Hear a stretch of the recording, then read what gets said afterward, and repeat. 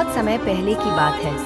पुरी के एक छोटे से गांव में कर्माबाई नाम की एक सरल और भोली सी लड़की रहती थी। गरीबी में पली बढ़ी कर्माबाई के पास धन तो नहीं था, लेकिन उसका हृदय भगवान श्री कृष्ण के प्रति अटूट भक्ति से भरा हुआ था। कर्माबाई का रोज का एक नियम था, सुबह जल्दी उठना, स्नान करना और फिर अपने प्रिय कान्हा के लिए प्रेम से खिचड़ी बनाना।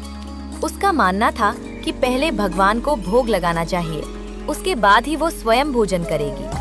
एक दिन उसके मन में एक मीठा सा भाव जागा, क्यों ना मैं अपने कान्हा को अपने हाथों से खिचड़ी खिलाऊं।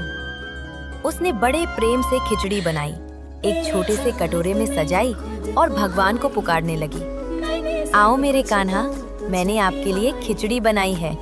काफी देर तक वो पुकारती रही, लेकिन कोई नहीं आया। फिर भी कर्माबाई का विश्वास जरा भी नहीं डिगा।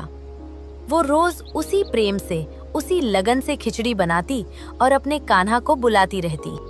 एक दिन एक संत उसके घर आए।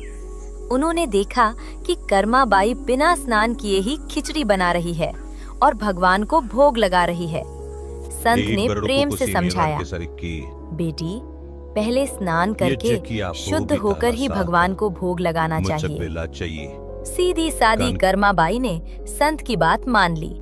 अगले दिन उसने पहले स्नान किया, फिर खिचड़ी बनाई, लेकिन इस बार भोग लगाने में थोड़ी देर हो गई। उधर जगन्नाथ मंदिर में कुछ अनोखा घटित हुआ। पुजारी ने देखा कि भगवान जगन्नाथ की मूर्ति के होठों पर खिचड़ी लगी हुई है। पुजारी आश्चर्य में पड़ गया। उसी रात भगवान ने पुजारी को स्वप्न में दर्शन दिए और कहा, मैं रोज कर्माबाई के घर जाता हूँ और उसके हाथ की खिचड़ी खाता हूँ। आज थोड़ी देर हो गई क्योंकि उसने पहले स्नान किया। मुझे उसके प्रेम की खिचड़ी बहुत प्रिय है। ये सुनकर सबको समझ आ गया कि भगवान के लिए बाहरी नियमों और कर्म कांडों से कहीं अधिक महत्वपूर्ण है सच्चा प्रेम और सच्ची भक्ति।